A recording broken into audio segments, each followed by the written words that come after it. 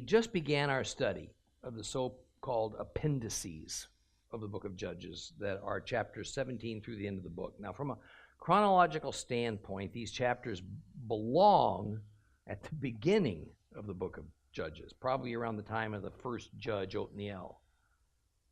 Now, the purpose of the chapters following the story of Samson is to give us a better understanding of the condition of the tribes of Israel generally, a few years, maybe decades, following Joshua's death. Now, it's also to help us understand the migration of the tribe of Dan out of their officially allotted territory into one of their own choosing, up by the Lebanese border region, and what it is that led to their nearly complete abandonment of Jehovah. The consequences of their rebellious actions and rather extreme apostasy led to yet another eventual migration of Dan, just to avoid their extinction.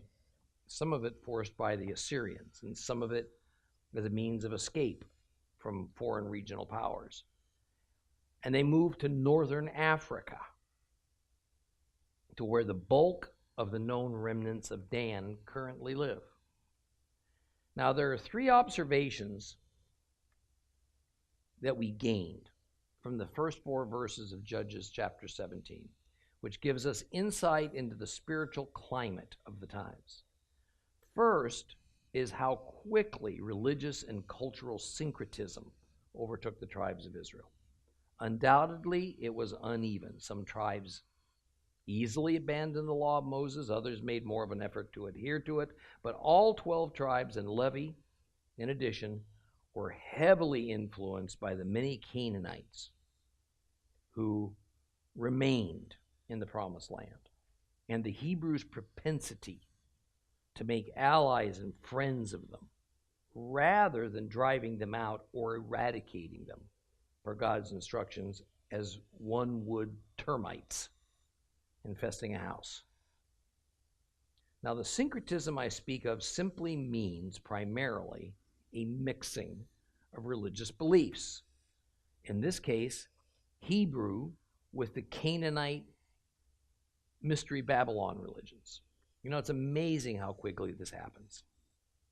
How equally quickly a society, even one created and set apart for God, adopts new ways, forgets where it came from, who it owes its existence to.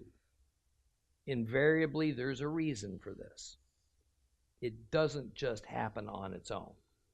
It can be for economic reasons. It can be for a desire to end conflict, have peace, or simply because the new ways look more attractive to the newest generation than the older ways practiced by their parents.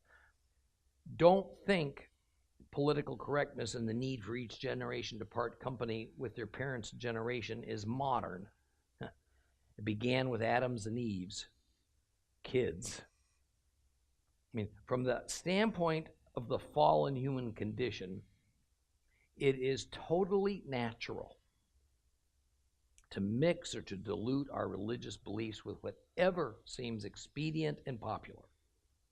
And after a short time, this new platform of beliefs and behaviors becomes the new standard, and few even question it.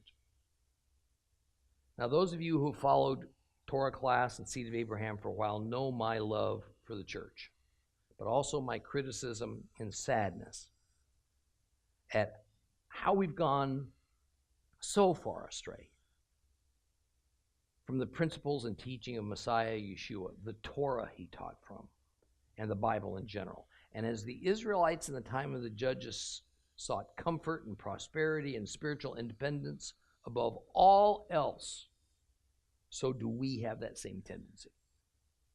The motto of the era of the Judges is well stated in these later chapters of the book of Judges.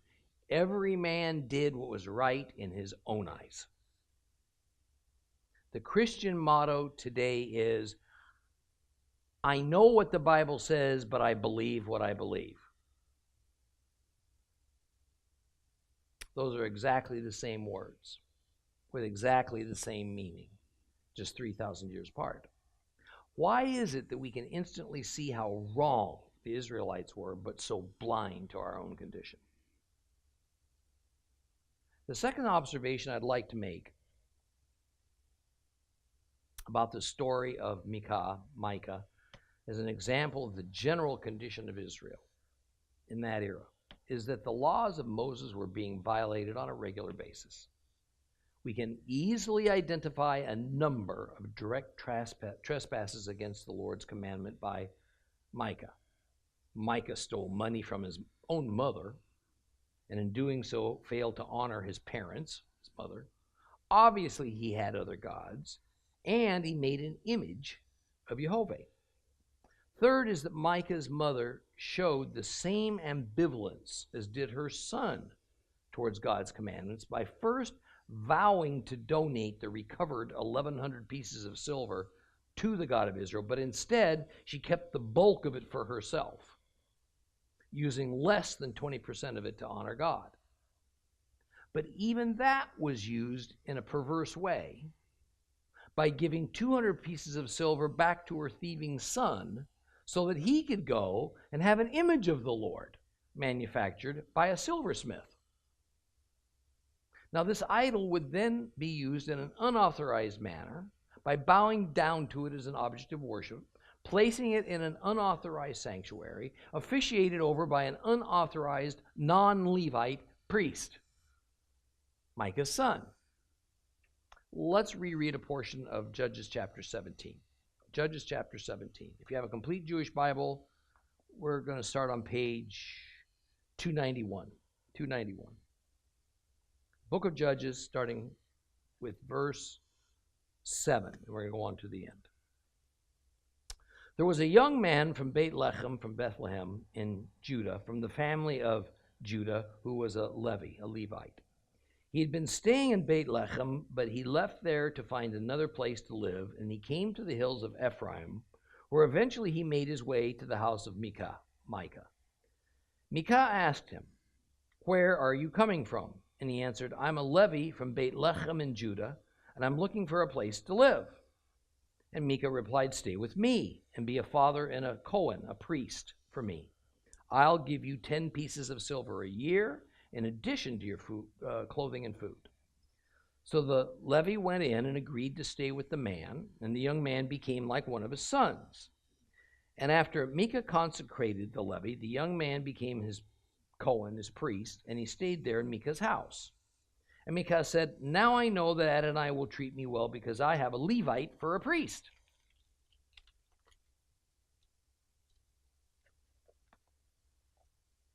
Things were back to normal at Micah's house. His mother lifted the curse against her son, and their home sanctuary was operating with this new silver image of Jehovah at its center. So now a traveler suddenly shows up at Micah's house, a young man from the territory of Judah, we're told. Now, a kind of confusing identification of this young man is given to us. It says he's from the family of Judah, but he's a Levite. And for now, he remains anonymous to us. Now, while there can be some small doubts about it, probably the man is fully a Levite. It's only that he was sojourning in Bethlehem, in the territory of Judah, probably living with a family of Judahites. But here's the thing.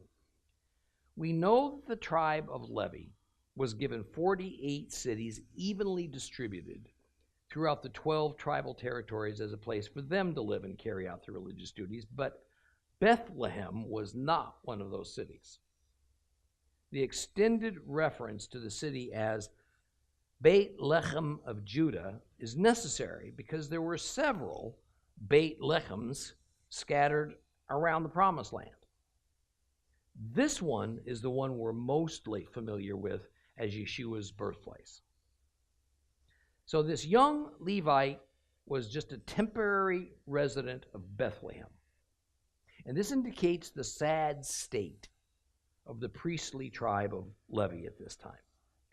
They were not being supported by the 12 tribes, as they should have been. And so many of them left their designated cities, and they sought to make a living elsewhere. But the Levites were equally at fault, being filled with apostasy and self-interest that trumped their calling and duty to serve only the God of Israel. Now, while it can't be stated with absolute certainty, there's really only one compelling reason for this young Levite to leave Bethlehem, and the rabbis confirm it. The young man couldn't practice an idolatrous form of the Hebrew religion there, and he sought a place where he could. Judah was perhaps the one territory, the one tribe, who at least gave a concerted effort to stay near to the ways of the Lord. Now, while by no means were they perfect in this, nor did every Judean clan or family feel the same way about it, we're going to see throughout the next several books of the Bible that of the 12 tribes of Israel, Judah was the least to be tempted into syncretism and the last to be conquered by foreigners as a divine consequence for their rebellion against Jehovah God. Now, I pointed out to you for some months and years, really, that the division of loyalties within Israel and between Judah and Ephraim as the lead and dominant tribes, it began very early on, almost as soon as the territory was divided up and allotted. We don't see a final falling out between the two tribes until shortly after King Solomon's death, around 925 BC, about 400 years after Joshua. But it was always inevitable that this hostile separation was going to occur. So we see that this young Levite leaves Judah. He goes to the hills of Ephraim, a place that he knew would be more receptive to his personal agenda and his set of beliefs. And this traveler would have stayed in several homes during his journey, and undoubtedly some family or another finally directed him to Micah's. Now, staying in people's homes was a customary hospitality that was opened up to travelers in that day, as only in the largest cities were there rooms for hire. And upon arriving at Micah's residence, Micah discovers that the young man is a Levite. And the young man says he's looking for a place to settle down and to engage in something suitable to his Levite heritage. So Micah offers this Levite employment, and he says, "Come, be a father and a priest for me." Now, the part about being a father has nothing to do with him taking on the role of an elder or a parent. Rather, it is simply that the term av or ava can mean father in the sense we typically think of it, or it can be used as a term of respect for their wisdom, especially as a spiritual advisor, and that's, of course, the case here. What ought to raise our eyebrows, what ought to bring up some questions, is this job opportunity as a priest, one that the Levite jumped at. Micah was looking to fire his son and replace him with a priest of more stature. There's absolutely nothing right about what Micah or this Levite was doing. Although all priests are Levites, not all Levites can be priests. Only from the clan of Aaron, one of the three main subdivisions of the tribe of Levi, can one rightfully be a priest. Thus, we're going to see the use of the terms Levite and priest in the Bible, and they denote two different duties and lineages and status levels. This young man was not of the line of Aaron. He was just an ordinary Levite. That he was looking to operate as a priest and that Micah offered it to him is ridiculous. I mean, how do I know that this Levite was not of the authorized priestly clan? I'll tell you about that next week.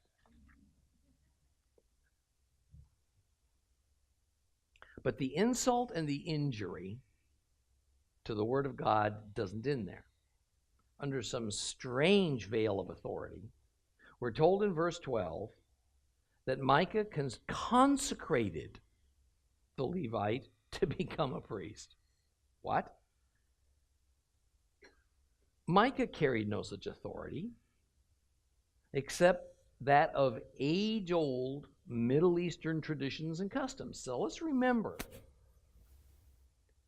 that while in Egypt, Israel generally operated in the way that we read about here concerning Micah or Micah. It was standard operating procedure for the father to more or less be the family priest, a duty that was usually passed along to the firstborn son at some point. Before Mount Sinai, during their exodus, Israel had no priesthood. But all religions of that day revolved around priests and rituals. So every Hebrew family had their own private family priest, so to speak, and the rituals they performed took place in the home, and they consisted of whatever they preferred, with some hazily defined set of cultural traditions. And we also read from the end of the book of Exodus onward that there was a real and ongoing power struggle within the Moses-led Hebrews to give up this standard family tradition and instead turn all the priestly duties over to one clan within one particular tribe, the clan of Aaron within the tribe of Levi. This was very much at the bottom of that famous rebellion that Korah led, when so many Israelites died as the leaders of the clans who didn't like this new reality came to the wilderness tabernacle with their own fire pans, only to be burned up by the anger of God, and then their families killed when the earth opened beneath them and swallowed them up. The Israelite fathers and firstborns generally did not like the requirement of the law to give up that position of honor, that of being a family priest. And while apparently most complied, some did so only grudgingly, others did not comply at all. Thus, once Moses was dead, then Joshua after him, many Israelites simply turned back to their old ways, which also happened to be much more closely aligned with that of their Canaanite neighbors. That's what we're seeing here with Micah and his private Beit Elohim, house of God, now going to be officiated over by this Levite man. So the last verse of chapter 17 says, Micah said, "Now I know Adonai will treat me well because I have a Levi for a priest." This was not divine reality. It was just ancient superstition. Micah honestly thought that God was now obligated to bless him and his household, merely because he had hired a Levite to become a private priest for his private family sanctuary. This belief was not biblical faith, it was man-made doctrine. It was a well-accepted and popular doctrine, but when it comes to Judeo-Christianity, what we believe and operate under cannot ever be about democracy or majority rules, although indeed it seems we've arrived at that point in our Christian and Jewish institutions. This is also an excellent example of something I haven't talked about in a while. That the Bible is full of false statements and lies made by men. Now, before you have a heart attack about that, let me explain it. We find many situations and characters in the Bible stories that are telling lies, operating on false assumptions, rationalizing their poor behavior.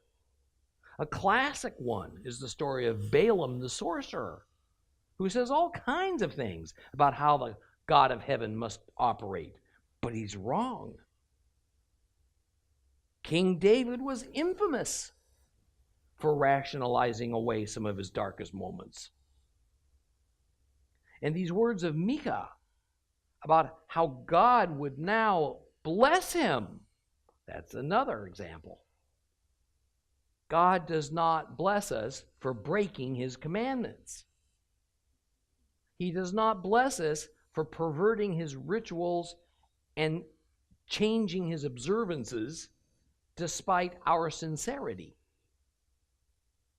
Thus, recorded scriptural words uttered by God or his designated prophets and messengers are factual, accurate, and they represent the truth. But many of the words, as spoken by ordinary men and recorded accurately in the Bible, are words that do not reflect divine truth or godly principle. Now, most of these cases are pretty obvious.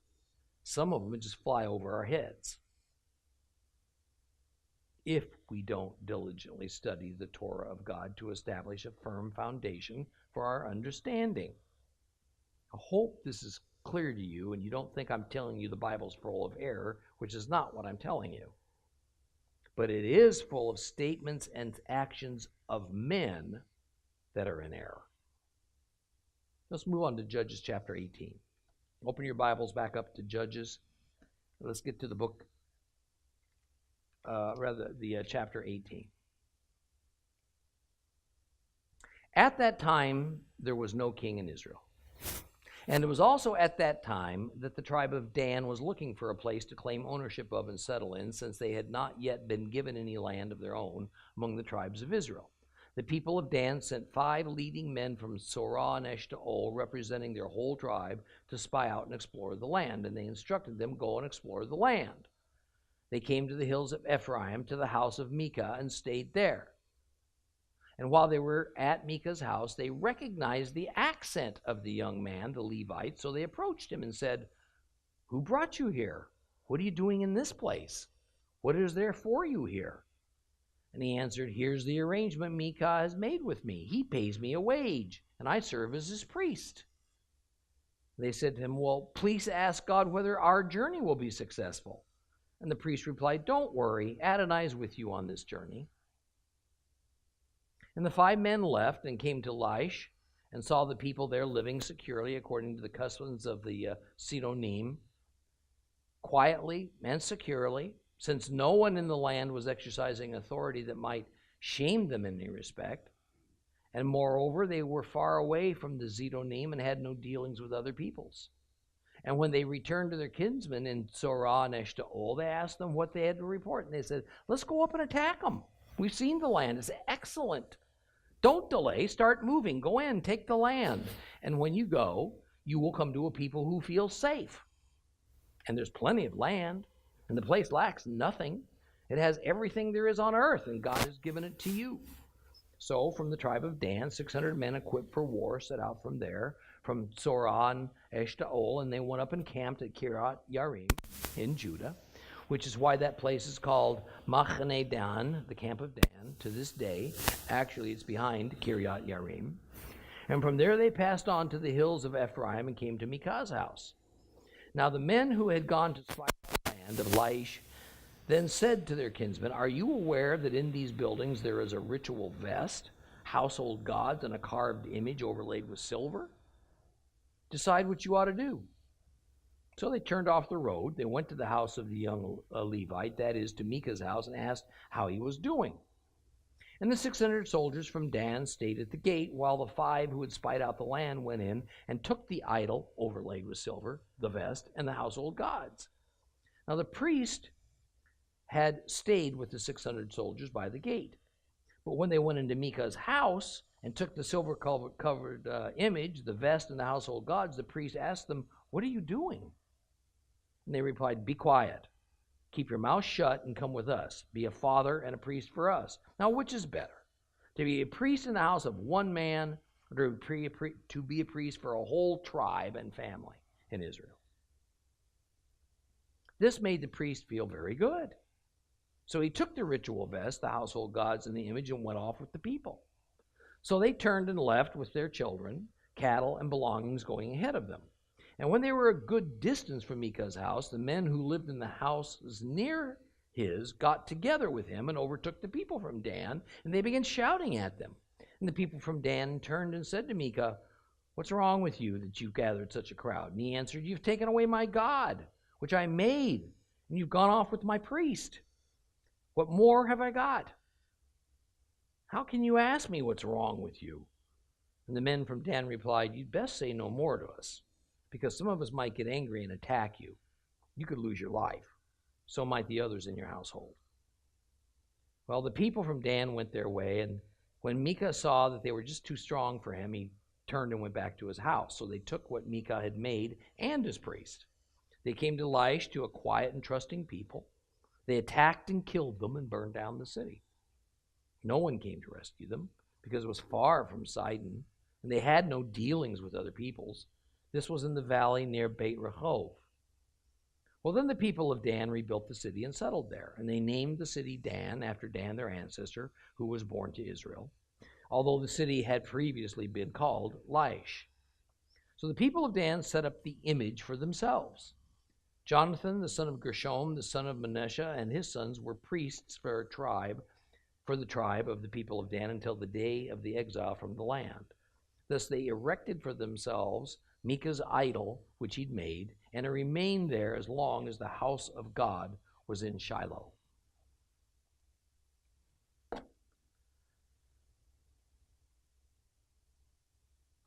Here again are those words.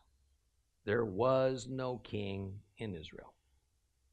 We need to take this not as a biblical editor merely informing his readers that from a purely factual historical standpoint, Israel didn't have a king at that time, which was common knowledge. Rather, the point is to explain why the things that were about to occur happened. It is to explain that without a king, without a person of strong authority over them, men are going to do as they please. Israel was in a state of spiritual anarchy. And the only restraints they placed upon themselves, since there was no strong or central human authority over them, were mostly man-made philosophies and those behaviors and beliefs that most nations in that era considered moral. And as I stated early in today's lesson, the time frame of this is placed very early in Dan's migration from central Canaan up to the north at the Lebanese borders. So the story of chapter 18 occurred a couple of hundred years before the days of Samson. And this further explains why Samson, who was of the tribe of Dan, did not live in his own tribal territory, but rather he lived inside, or maybe right on the border of, the tribal territory of Judah, even though the village he lived in consisted mostly of Danites. I want to flesh that out a little bit. It is not so simple as to think that within the territory of Judah, that only people who lived there were members of the tribe of Judah, or that in the territory of Asher, the only people who lived there were members of the tribe of Asher, and so on. Individuals and families and clans moved.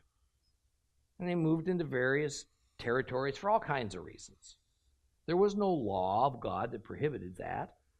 And generally speaking, provided that family or clan was of no bother to the tribal prince or chief, and he didn't represent some large migration of another clan belonging to a different tribe into a territory that they weren't assigned, and so all that means they weren't any threat, it was allowed, and it happened regularly.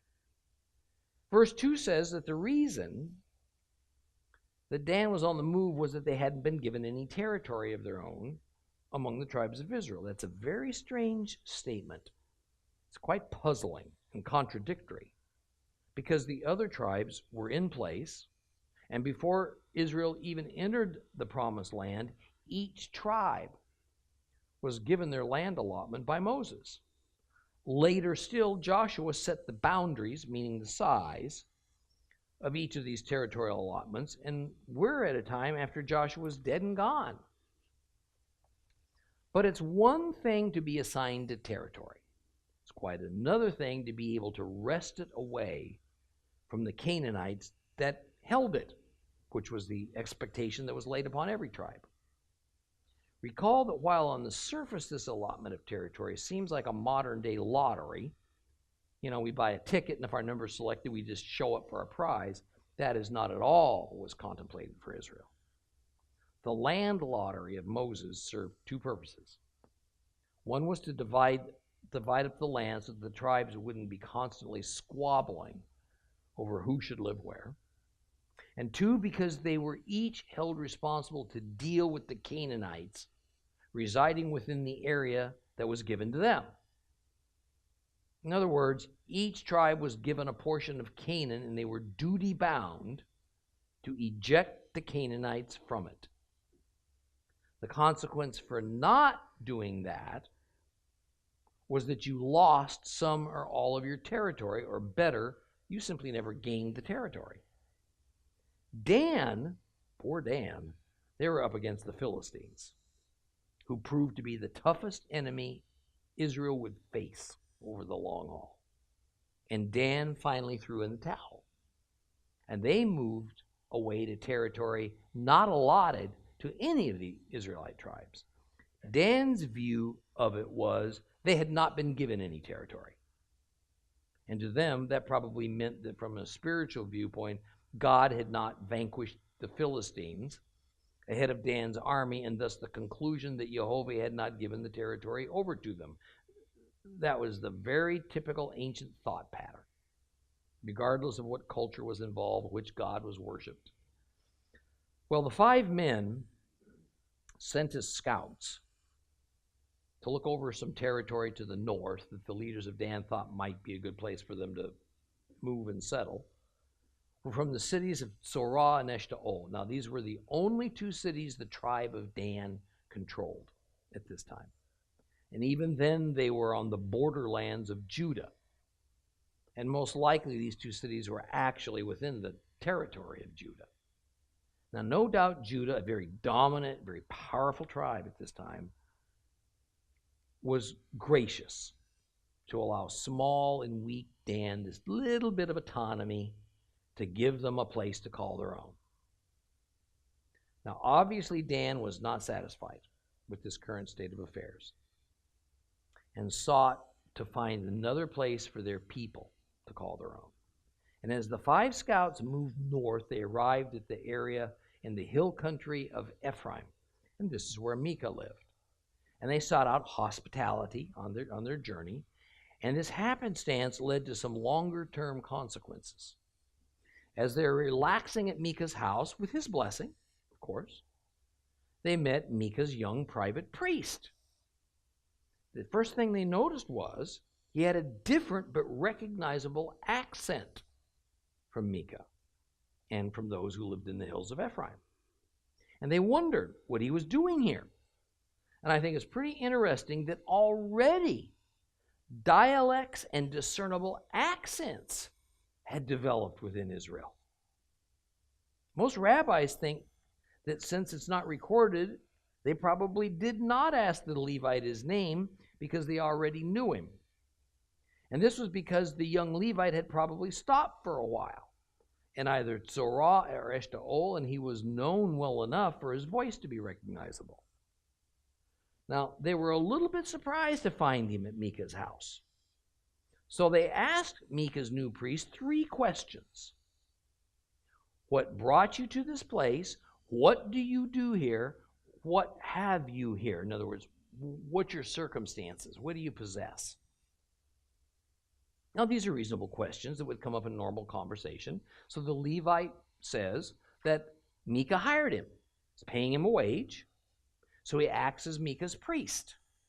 And these Danites have reverted to the typical superstitions of the pagans and their past days in Egypt, so they asked the Levite to divine the future and tell them how their scouting expedition is going to turn out. And this priest tells them what they want to hear. He says, oh, don't worry about it. The Lord's going to be with you. Right. As though this fellow has contact with God, or that God would give him a vision of Dan's future. See, everything was quite satisfactory and normal. They stayed, probably just overnight, and then fed and rested. They continued their northward journey until they arrived at a place called Laish. Now, Laish was a tranquil city full of content and peaceful people. The residents probably were originally citizens of Sidon who moved out for some reason, probably not unlike folks in the U.S. that took covered wagons westward for adventure and a better life. And the comment that no one in the land was exercising authority over them that would bring them to shame simply meant that apparently they weren't on some king or potentate's land as his guests. Rather, they were a fully independent colony. There was no external power to rule over them. Recall how Jacob had settled down outside the city walls of the city of Shechem in full agreement with the king of Shechem, but still it was precarious because the king could change the terms of their agreement or tell them to move on at any time because it was his land. To have to bow down to such a king could bring shame and humiliation, and that's kind of the whole gist of this phrase here. Now, although they apparently were from Sidon, the people of Laish did not have an alliance with Sidon, nor were they considered an outpost of Sidon.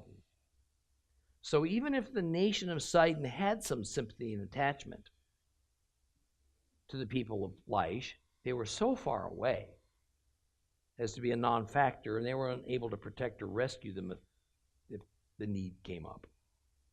So this was the perfect setup for Dan. The location was well-watered, fertile, substantial in size, far from anyone who might try to rule over the place. Now, I've taken many of you to this very spot. It is gorgeous.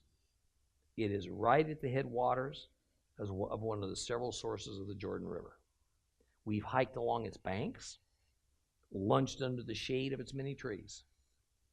The scouts from Dan must have thought they'd found paradise.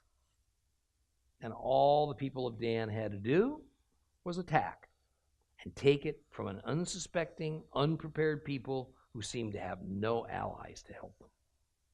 So when they returned to their cities, Sorah and Eshtaol, the 5 scouts, reported with great excitement what they'd found, and they urged the leadership to move on and attack Laish at once. Now, like Micah thought, when this Levite agreed to be his family priest, the scouts of Dan assumed that the God of Israel had led them to Laish and arranged for its taking from a people who could offer little resistance. And like Micah, the scouts were acting mainly on superstition, not on godly principle. It was the oracle of prophecy from the same Levite telling the scouts that their mission would be blessed by God and be successful that caused this false assumption. Verse 11 describes the strike force that the men of Dan sent to Laish, and it was actually very modest in size, only about 600 men. And that tells us how little regard Dan had for the military capability of Laish. This was not the total size of Dan. It was only the amount of men who would be used to both guard the column of Danite migrants and attack the city. Accompanied by their women and children, they set off for Laish. They stopped at a place in the territory of Judah called Kiriath Yarim, which they subsequently called Mahane Dan, which just means the camp of Dan. And from there, they went along a path that took them into the hills of Ephraim and went by Micah's house. But hospitality was not what they were necessarily seeking at this time. So the 5 men, of course, intentionally brought the camp of Dan along this route because of what they'd seen and heard from Micah and the Levite that was in his employ. So the 5 scouts talked among themselves. They decided that Dan would need gods They're going to need images to worship at their new tribal home in Laish. They're going to need a priest to preside over it all. So now why not simply take it when it was so easily available? You know, it's interesting that in addition to the silver graven image of Jehovah in Micah's house, there was also teraphim.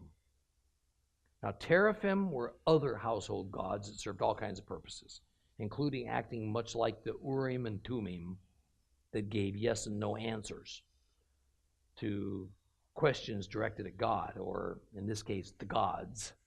Now, teraphim were strictly pagan items. These things were outlawed by the law of Moses. But Micah and the Levite used them as part of their worship. Also notice that the term houses is used in verse 14 instead of the singular house. The Hebrew word is bait, and it is written in the plural masculine syntax that means more than one house.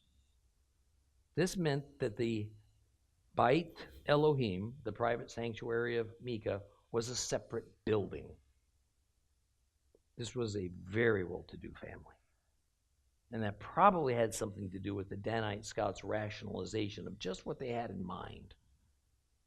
But here again, we see a demonstration of these Israelite tribes having so quickly gone off the reservation. As I asked you in the last lesson, do you think any of the players of this story thought of themselves as purposely doing something against Jehovah, the God of Israel? Do you think that? Do you think they thought of themselves as doing something wicked in the Lord's eyes, but they were going to do it anyway? Not a chance. All the characters mentioned here were simply following common doctrines and practices that everyone did, that nobody questioned, not even apparently Israel's priesthood. They didn't bother to check with Scripture. And I suspect that's because they either firmly believed that what they were doing would be found in it as authorized, or maybe they preferred to remain ignorant, not have to deal with having to justify their wrong thinking and actions with the truth. I wish I had a dime for every time a Christian told me that the Bible says that God helps those who help themselves,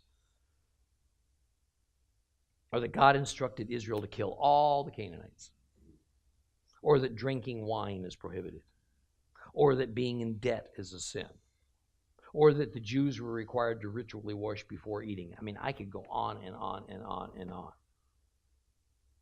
But in fact, the Bible says no such things. These are just long-held erroneous beliefs that are so embedded in Christian, and in some cases in Jewish culture, that I don't know, short of Jesus returning, that they'll ever be wrung out.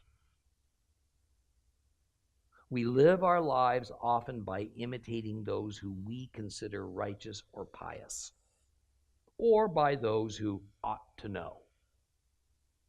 And we just assume that what they're thinking or doing represents divine truth. I want to tell you something.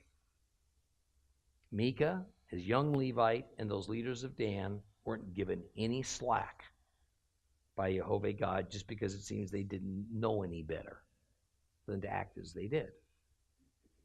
They were given a means by the Lord to know better. They were given the Torah, but they weren't interested in inquiring of it.